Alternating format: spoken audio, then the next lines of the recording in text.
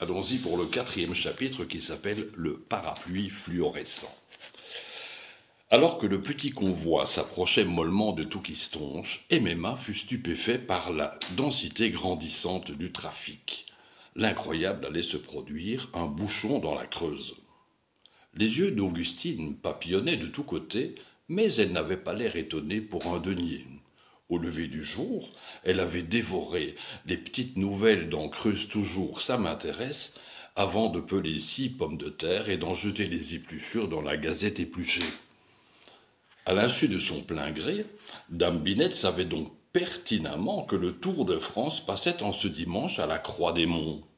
Depuis l'aurore, elle rêvait secrètement de recevoir un bilboquet en bakélite, quelques tranches de cochonou et une belle casquette quick-step pour pouvoir trifouiller le plancher des vaches sans se soucier de rats.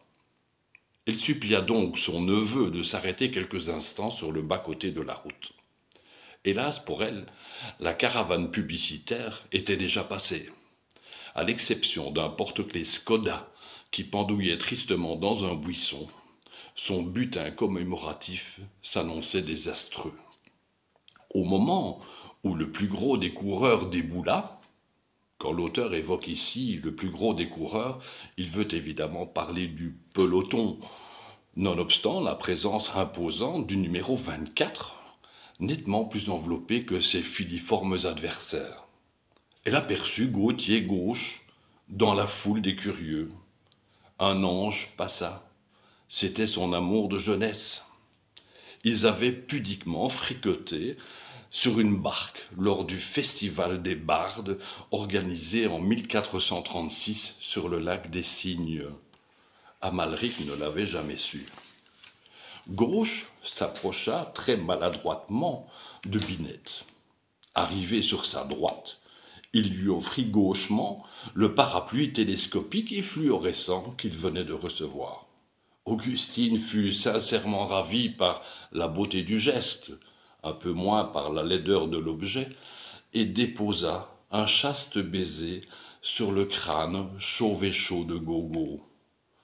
Après une dernière œillade à son amour d'antan, suivie d'un regard nettement plus appuyé sur les cuisses moulées des pédaleurs, elle fit comprendre à Emema qu'il était temps de reprendre la route.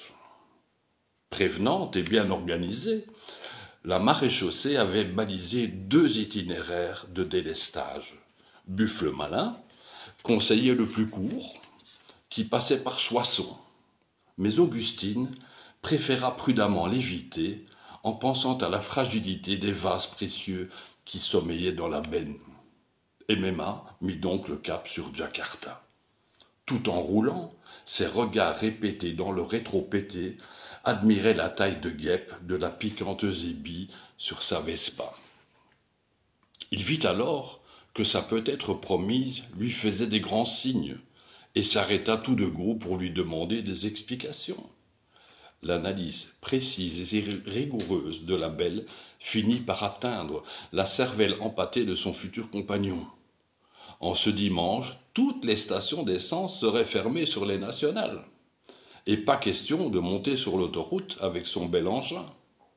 Du coup, avec les 2 ou 3 litres de carburant qui tapissaient le fond de son réservoir, jamais la Vespa n'atteindrait le Taman sur Opatie, le fastueux trésor de verdure qui n'aurait pas manqué d'enchanter Augustine. La mort dans l'âme, il fallait donc renoncer à ce voyage impossible. La sagesse imposait de rebrousser chemin et de faire étape à l'auberge de Mazancourt. D'une voix charmeuse et consolante, Eusébie leur annonça la bonne nouvelle. Le dimanche, dans l'auberge de ses parents, c'était calamar à volonté.